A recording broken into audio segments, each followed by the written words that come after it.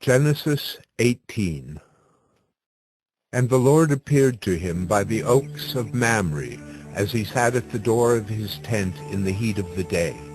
He lifted up his eyes and looked, and behold, 3 men were standing in front of him. When he saw them, he ran from the tent door to meet them, and bowed himself to the earth and said, O Lord, if I have found favor in your sight, do not pass by your servant. Let a little water be brought, and wash your feet, and rest yourselves under the tree, while I bring a morsel of bread that you may refresh yourselves, and after that you may pass on, since you have come to your servant. So they said, Do as you have said. And Abraham went quickly into the tent to Sarah and said, Quick, 3 seahs of fine flour, knead it, and make cakes. And Abraham ran to the herd and took a calf, tender and good, and gave it to a young man, who prepared it quickly. Then he took curds and milk and the calf that he had prepared, and set it before them. And he stood by them under the tree while they ate. They said to him, Where is Sarah, your wife? And he said, She is in the tent. The Lord said, I will surely return to you about this time next year, and Sarah your wife shall have a son. And Sarah was listening at the tent door behind him. Now Abraham and Sarah were old, advanced in years. The way of women had ceased to be with Sarah. So Sarah laughed to herself, saying, After I am worn out and my Lord is old, shall I have pleasure? The Lord said to Abraham, Why did Sarah laugh and say, Shall I indeed bear a child now that I am old? Is anything too hard for the Lord? At the appointed time I will return to you, about this time next year, and Sarah shall have a son. But Sarah denied it, saying, I did not laugh. For she was afraid. He said, No, but you did laugh. Then the men set out from there, and they looked down toward Sodom. And Abraham went with them to set them on their way. The Lord said, Shall I hide from Abraham what I am about to do, seeing that Abraham shall surely become a great and mighty nation, and all the nations of the earth shall be blessed in him?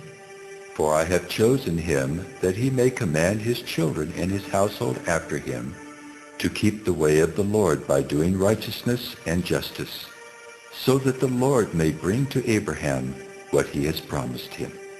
Then the Lord said, Because the outcry against Sodom and Gomorrah is great, and their sin is very grave, I will go down to see whether they have done altogether according to the outcry that has come to me. And if not, I will know. So the men turned from there and went toward Sodom. But Abraham still stood before the Lord. Then Abraham drew near and said, Will you indeed sweep away the righteous with the wicked? Suppose there are 50 righteous within the city. Will you then sweep away the place and not spare it for the 50 righteous who are in it? Far be it from you to do such a thing, to put the righteous to death with the wicked, so that the righteous fare as the wicked. Far be that from you. Shall not the judge of all the earth do what is just? And the Lord said, If I find at Sodom 50 righteous in the city, I will spare the whole place for their sake. Abraham answered and said, Behold, I have undertaken to speak to the Lord, I who am but dust and ashes. Suppose 5 of the 50 righteous are lacking. Will you destroy the whole city for lack of 5? And he said, I will not destroy it if I find 45 there. Again he spoke to him and said, Suppose 40 are found there. He answered, For the sake of 40, I will not do it.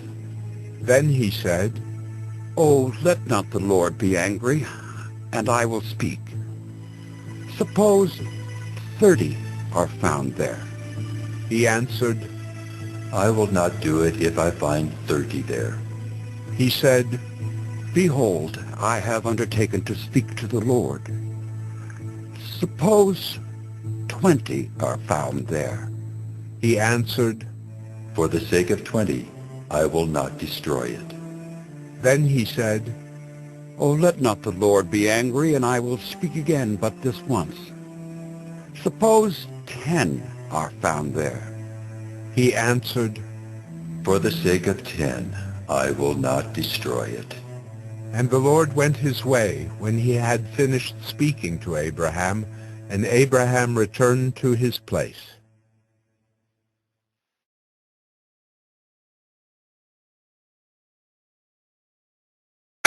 Genesis 19. The two angels came to Sodom in the evening, and Lot was sitting in the gate of Sodom. When Lot saw them, he rose to meet them and bowed himself with his face to the earth and said, My lords, please turn aside to your servant's house and spend the night and wash your feet. Then you may rise up early and go on your way. They said, No, we will spend the night in the town square. but he pressed them strongly. So they turned aside to him and entered his house. And he made them a feast and baked unleavened bread, and they ate.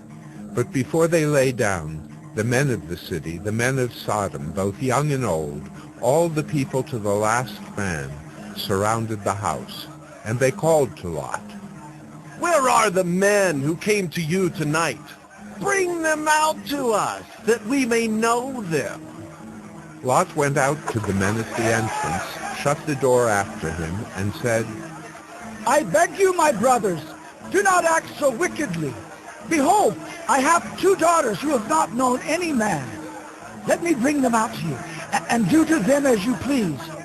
Only do nothing to these men, for they have come under the shelter of my roof. But they said, Stand back.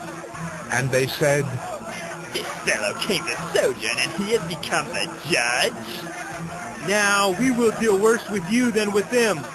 Then they pressed hard against the man Lot, and drew near to break the door down.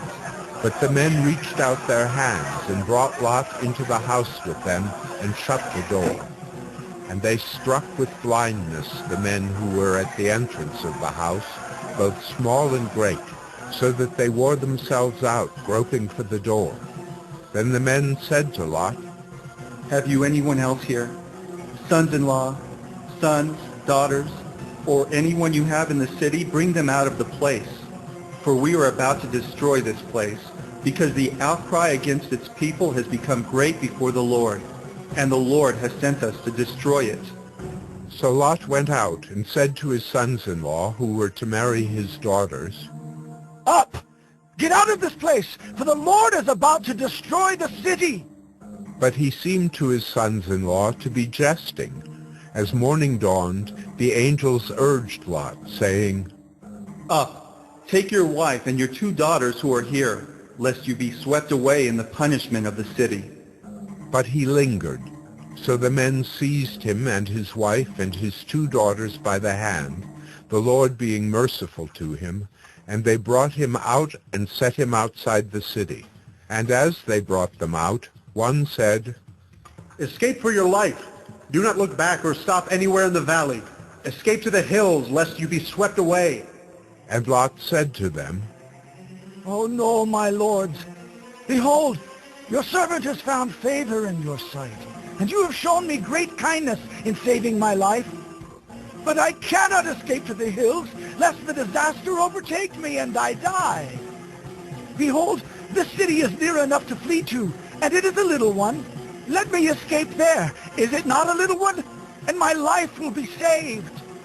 He said to him, Behold, I grant you this favor also, that I will not overthrow the city of which you have spoken. Escape there quickly, for I can do nothing till you arrive there. Therefore the name of the city was called Zoar.